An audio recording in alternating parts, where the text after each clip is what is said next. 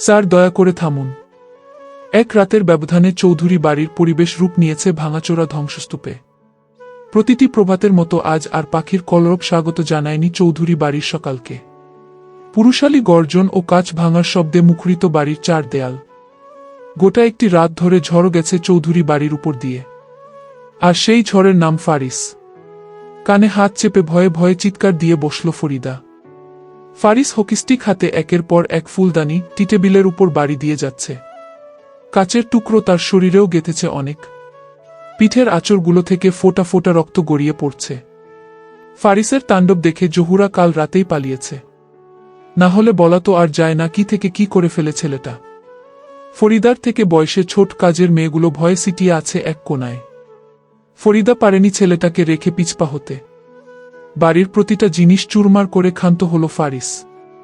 ফরিদা তাকে ধরে নিয়ে বসালো লিভিং রুমের সোফায়। আলতো হাতে হাত পা পিঠের জখমগুলোর যত্ন নিতে লাগল। এর জন্যই বলে দাঁত থাকতে দাঁতের মূল্য দিতে শেখো। হঠাৎই মুখ ফসকে কথাটা বেরিয়ে গেল ফরিদার। ফারিস আর চোখে দেখল তাকে। যদিও ফরিদা ভেবেছিলেন ভয়াবহ কোনো প্রতিক্রিয়া দেখাবে ফারিস, তবে তার কিছুই হয়নি। কিছুটা স্বস্তির সাথে সাহস পেলেন তিনি। মুহূর্ত খানেকের জন্য ফারিসকে নিজের ছেলে ভেবে বসলেন। ক্ষতে অ্যান্টিসেপটিকের ছোঁয়া লাগতেই তার চেপে হিসহিস করে উঠল ফারিস। ফরিদা হাতের কাজ ধীর করলেন কিছুটা। সান্ত্বনা দেয়ার ভঙ্গিতে ফারিসের পিঠে হাত বুলিয়ে দিতে লাগলেন।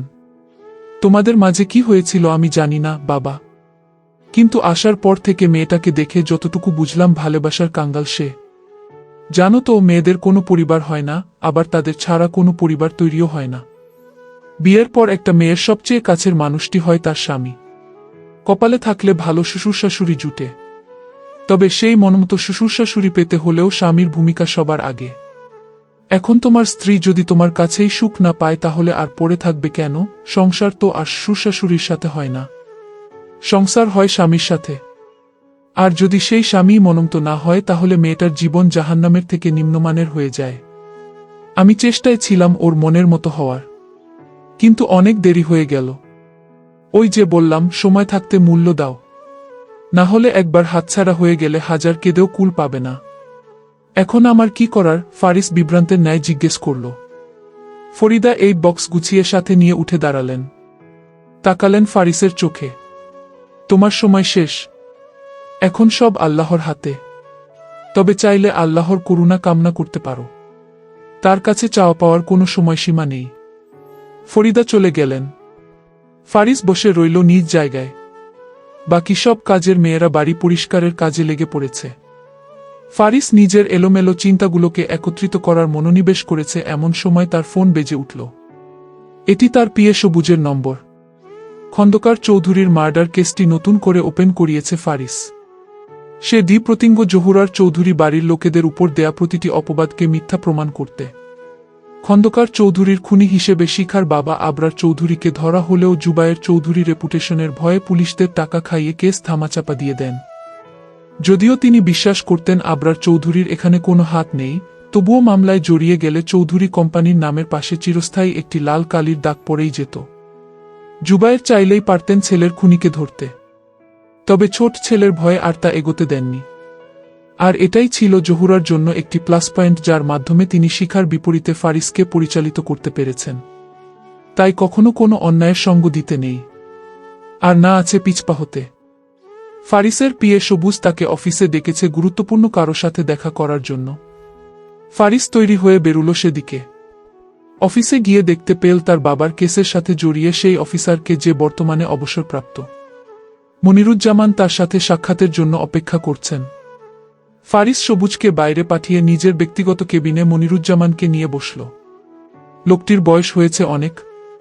মনিরুজ্জামান চোখের চশমা ঠিক করে গুটি গুটি নজরে ফারিসকে পর্যবেক্ষণ করলেন। তাহলে তুমিই চৌধুরীর নাতি জবি? কেস চাপা দেওয়ার পর আপনাকে অনেক খুঁজেছিলাম। কোথায় ছিলেন আপনি? আমি অবসরে চলে গিয়েছিলাম। আজ হঠাৎ থানায় চক্কর দিতে গিয়ে তোমার পিয়ের সাথে দেখা। খন্দকার চৌধুরী, তিনি ছিলেন আমার সর্বশেষ কেস। সেটাতে হাত দেওয়ার আগেই তোমার দাদু সেটা বন্ধ করে দেন। কেসটি আমার সর্বশেষ ছিল, তাই মনে এখনো গেঁথে আছে। এটাই একমাত্র যেটা আমি পুরোপুরি সলভ করতে পারিনি। এর আফসোস আমার এখনো যায়নি। সত্যি রোমাঞ্চকর ছিল মামলাটি। ফারিস হাত একজোর করে ভ্রু কুঁচকে তাকালো মনিরুজ্জামানের দিকে। জানতে চাইল এমনটা মনে হওয়ার কারণ আমি শুরুতেই শেষ করে দিয়েছিলাম কেসটি। ফারিস বুঝতে পারল না তার কথার আগামাথা। কয়েক মিনিটের জন্য শিখাকে মস্তিষ্ক থেকে মুছে ফেলল ফারিস। মনিরুজ্জামান তার কৌতূহল দেখে হাসলেন। চশমাটি খুলে পকেট থেকে কাপড়ের টুকরো বের করে মুছতে মুছতে বলতে আরম্ভ করলেন, আমাদের স্পেশাল ফরেনসিক বিভাগ, তাদের প্রধান কর্মকর্তা ছিলেন হাবিবুর রহমান। মামলাটি নিয়ে ঘাটার কিছুই ছিল না, কারণ আমরা দোষীকে লাশের সাথেই পেয়েছিলাম, যেটা তোমাদের মতো। আবরার সাহেবকে জিজ্ঞাসাবাদ করে আমি বুঝতে পেরেছিলাম তিনি আসল দোষী নন। এখন চোখের দেখাকে তো আর আমরা অস্বীকার করতে পারি না, তাই আমার যুক্তি দেওয়ার মতো কিছুই ছিল না। তোমার মা সশরীরে আবরার সাহেবের বিপক্ষে দাঁড়িয়েছিলেন, তাই আমি ব্যক্তিগতভাবে হাবিব ভাইকে তোমাদের সেই বাড়িতে তদন্ত করতে পাঠাই এবং তখনই উঠে আসে চাঞ্চল্যকর একটি তথ্য। তবে আফসোসের ব্যাপার, সেই তথ্যটি আমার হাতে তুলে দেওয়ার আগেই হঠাৎ হাবিব ভাই নিখোঁজ হয়ে গেলেন। এই বলে দীর্ঘশ্বাস ফেললেন মনিরুজ্জামান, যেন অনেক দিনের বোঝা বুক থেকে ঝেড়ে ফেলছেন। ফারিসের ভেতর থেকে তাড়না আসছে এখনই সেই খুনিকে নিজ হাতে শেষ করতে। ফারিসের হাত জোড়া মুষ্টিমেয় হয়ে এলো। অধৈর্য গলায় জানতে চাইল, আপনি কিভাবে নিশ্চিত আবরার চৌধুরী দোষী নন? আমার সিক্স সেন্স মজবুত, পূর্ব অভিজ্ঞতাও আছে। আমি কথার মাঝেই ধরে ফেলি অপরাধীকে। আবরার সাহেব নির্ভয়ে আমায় সবটা খুলে বলেছিলেন। আর হাবিব ভাইয়ের সেই তথ্যটি ছিল কোনো ব্যক্তির। কথায় কথায় সেই তথ্যের অনেকটা পরিচয় দিয়েছিলেন আমাকে।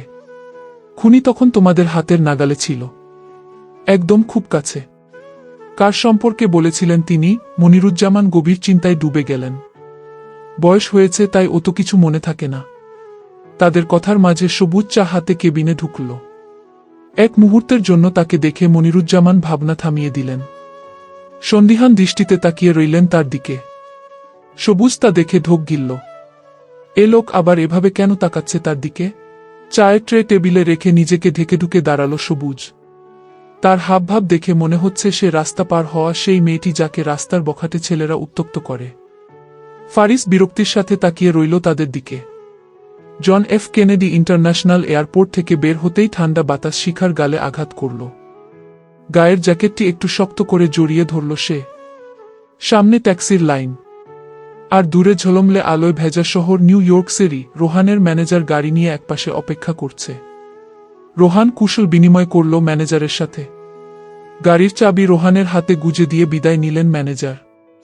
গাড়িতে বসতেই জানালার বাইরের শহরটা ধীরে ধীরে স্পষ্ট হতে লাগল। মাইলের পর মাইল পাড়ি দিয়ে শিখা ও রোহান ছুটে চলেছে তাদের গন্তব্যের দিকে। হাইওয়ে পেরুতেই ইট সিমেন্টের সুউচ্চ দালান কোঠার দেখা মিলল। একটা বিল্ডিং অন্য সব বিল্ডিংগুলোকে হার মানিয়ে দাঁড়িয়ে আছে, আর সেটা হচ্ছে ওয়ান ওয়ার্ল্ড ট্রেড সেন্টার, যা নিউ ইয়র্ক সিটির ম্যানহাটান এলাকার লোয়ার ম্যানহাটানে অবস্থিত। 12 বছর বয়সে শিখা যখন প্রথম তার বাবার সাথে কাকার বাড়ি এসেছিল তখন এটা দেখেছে। পূর্বে এটি ফ্রিডম টাওয়ার নামে পরিচিত ছিল। এর মাথা মেঘ ছুঁয়েছে, যেন রাতের আকাশে একটা আলো গেঁথে রাখা হয়েছে। শিখাকে বিভ্রান্তের ন্যায় বাইরে তাকিয়ে থাকতে দেখে রোহান হাসল। এগেইন শিখা শুধু মাথা নেড়ে জানালার বাইরে তাকিয়ে রইল। আজ মুক্ত পাখির ন্যায় অনুভব হচ্ছে নিজেকে, যেখানে কোনো ফাঁদ নেই, নেই কোনো শিকার। দীর্ঘ পথ অতিক্রম করে গাড়িটি থামল ডুপ্লেক্স একটি বাড়ির সামনে। আগের থেকে বাড়ির কাজগুলো আরও আধুনিক এবং আকর্ষণীয় করা হয়েছে। শিখা নেমে উদরে ডান হাত রেখে বিড়বিড় করে বলল, ওয়েলকাম বেবি। রোহান শিখার পাশে এসে দাঁড়াল। তার দিকে না তাকিয়েই বলল, welcome to the city where nobody sleeps. Shikha হাসলে। শহরের শান্তি। হঠাৎ একটা ছেলে পাশ দিয়ে দৌড়ে যেতে যেতে বলল, গুড নাইট। শিখা চমকে তাকালো। অচেনা মানুষ, অচেনা দেশ, তবুও অদ্ভুতভাবে আপন। রোহান শিখাকে নিয়ে বাড়ির দিকে পা বাড়াল। বেল চাপার মিনিটখানেক বাদে দরজা খুলে দিলেন রৌশনী চৌধুরী। শিখাকে দেখে চোখ দুটো তার ভেসে উঠল অশ্রুতে। সাবধানে মেয়েটাকে জড়িয়ে নিলেন বুকে। মামা সুবাসে শিখার চোখ প্রশান্তিতে বুজে গেল। আফজাল চৌধুরী রৌশনী বেগমের পেছনে এসে দাঁড়ালেন। তীক্ষ্ণ চোখে পর্যবেক্ষণ করতে লাগলেন মেয়েটাকে। মাতৃত্বের ছোঁয়া অদ্ভুত এক মায়া ফেলেছে শিখার মুখে। শিখা চোখ খুলে আফজাল চৌধুরীকে দেখতে পেল। সেই মুহূর্তে মনে হলো পরিবার থেকে বিচ্ছিন্ন হয়ে যাওয়া সন্তানটি আবারও পরিবারের কাছে ফিরে এসেছে। শিখার মাথায় আদুরে স্পর্শ এঁকে দিলেন আফজাল চৌধুরী। সকলকে নিয়ে ভেতরে গেলেন তিনি। রোহান ক্লান্ত শরীরখানা টেনে রুমে নিয়ে গেল বিশ্রামের জন্য। বহুদিন বাদে আপন লোকদের পেয়ে শিখার ঘন্টার পর ঘন্টা যে জার্নির ধকল ছিল তা দূর হয়ে গেছে। ইশিকা তাকে দেখে ছুটে আসল। যেই শিখাকে শ্বাসরোধকারী আলিঙ্গনে টেনে নেবে আফজাল চৌধুরী বাধা দিলেন। সাবধানে ইশিকা। শিখার অবস্থা নাজুক। ইশিকা শিখার বাড়ন্ত উদরখানা দেখে হেসে ফেলল। অতিরিক্ত খুশিতে তার খেয়ালই ছিল না জুনিয়রের কথা। ইশিকা শিখাকে টেনে নিয়ে বসালো সোফায়। আসতে কোনো সমস্যা হয়নি তো? না। জুনিয়র কেমন আছে? ও কি ছেলে না মেয়ে? শিখা চোখ টিপে খিলখিল করে হেসে উঠল। বলবো না। সিক্রেট। টেল মি না। হতাশায় চাপা কণ্ঠে চিৎকার করল ইশিকা। শিখা তাকে জ্বালাতন করতে বরাবরই উপভোগ করে। দুই মেয়ের কাণ্ড দেখে আফজাল চৌধুরী ও রৌশনী চৌধুরী তাদের একা ছেড়ে দিলেন। রৌশনী চৌধুরী শিখার জন্য রুম তৈরি করতে গেলেন। আফজাল চৌধুরী গেলেন শোবার ঘরে। দরজা চাপিয়ে তিনি ধীর কদমে এগিয়ে গেলেন কাবার্ডের দিকে। সেখান থেকে নিজেদের একটা পারিবারিক ছবি বের করলেন। এটা তাদের 3 ভাইয়ের ছবি। একপাশে তিনি, অন্য পাশে খন্দকার চৌধুরী এবং মাঝখানে আবরার চৌধুরী। ছোট ভাইয়ের ছবির উপর হাত রাখলেন তিনি। আমাদের সমাজে সাধারণত ভাইদের মধ্যে বিরোধিতার সম্পর্ক দেখা যায়, কিন্তু তারা ছিল 3টি দেহ, একটি প্রাণ। সেই ভালোবাসা আরও মজবুত করেছে মাইলের পর মাইল এই দূরত্ব। আফজাল চৌধুরী ভারাক্রান্ত হৃদয় নিয়ে তাকিয়ে রইলেন আবরার চৌধুরীর মুখপানে। শিখা শুধু তোর মেয়ে নয়, সে আমারও রক্ত।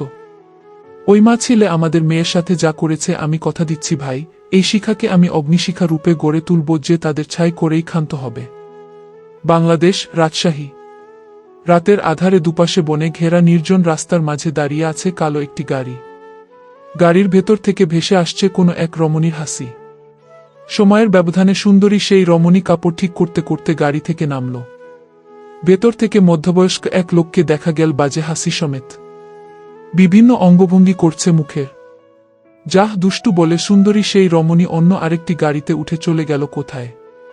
মধ্যবয়স্ক লোকটি ঠোঁট কামড়ে পিছু হটতে থাকা গাড়িটির দিকে চেয়ে রইল। বলল, শালি আসলেই একটা জিনিস। গাড়িটির ব্যাক লাইটের আলো অন্ধকারে মিলিয়ে যেতেই লোকটি ড্রাইভিং সিটে সোজা হয়ে বসল।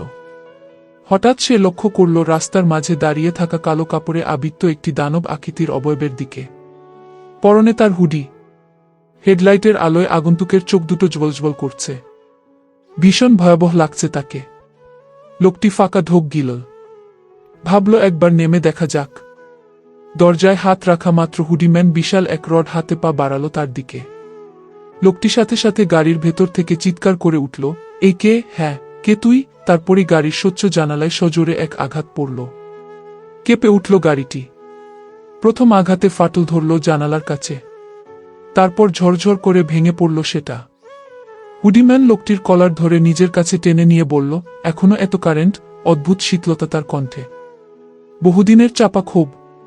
কে তুই? হ্যাঁ, কি চাই আমার কাছে? লোকটিকে ভাঙা জানালা দিয়ে টেনে বের করে রাস্তায় ফেলল হুডিম্যান।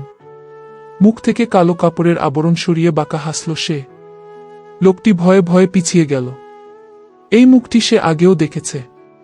হয়তো পুরোপুরি মিল নেই, তবুও কিছুটা। সে পুনরায় জিজ্ঞেস করল, কে তুই? তোর পাপ। সবুজ সকালের তাজা খবরের কাগজ হাতে দৌড়াচ্ছে অফিসের করিডরে। তাকে দেখে মনে হচ্ছে যেন ম্যারাথনে নেমেছে সে। সবুজ এক ছুটে গেল ফারিসের কেবিনে। ফারিস তখন শিখার একটি ছবির ফ্রেম হাতে নিয়ে বসে। কোনো প্রকার নখ ছাড়াই সবুজ সোজা ছুটে এসে তার সামনে খবরের কাগজ রাখল। তার তাড়াহুড়ো দেখে ভ্রু কুঁচকে গেল ফারিসের। কপালে সূক্ষ্ম চিন্তার ভাঁজ। কি হয়েছে স্যার? ওই পিএ, মানে প্রাক্তন চেয়ারম্যান আবরার সাহেবের পিএ, যার কথা কাল মনিরুজ্জামান স্যার বললেন আপনার বাবার খুনের সাথে জড়িত। আজ সকালেই একটি গাছের সাথে তার ঝুলন্ত লাশ উদ্ধার করা হয়েছে। হোয়াট? বিস্ময়ে চেঁচিয়ে উঠল ফারিস। মনিরুজ্জামান কাল সবুজের মাধ্যমে ইঙ্গিত দিয়ে জানাতে পেরেছিলেন খন্দকার চৌধুরীর হত্যা জড়িত ব্যক্তিটি আবরার চৌধুরীর পিএ সহ আরও একজন ছিল, যার খবর শুধু সেই পিএ মুস্তাক জানত। মূলত সেই আগন্তুকই ছিল মাস্টার মাইন্ড। খবরটি মনিরুজ্জামানের কাছে পৌঁছান মাত্রই কাকতালীয়ভাবে তার অবসরে যাওয়ার নোটিশ আসে। তাই তিনি চেয়েও খুনিকে কাঠগড়ায় তুলতে পারেননি। শেষ প্রমাণও হাতছাড়া হয়ে যাওয়া পাথর হয়ে গেল ফারিস। সূত্র যত প্রয়োগ করছে অঙ্ক যেন ততটাই বড় হচ্ছে। কে খুন করল মুস্তাককে? আর তার সাথে জড়িত সেই থার্ড পার্সনটাই বা কে?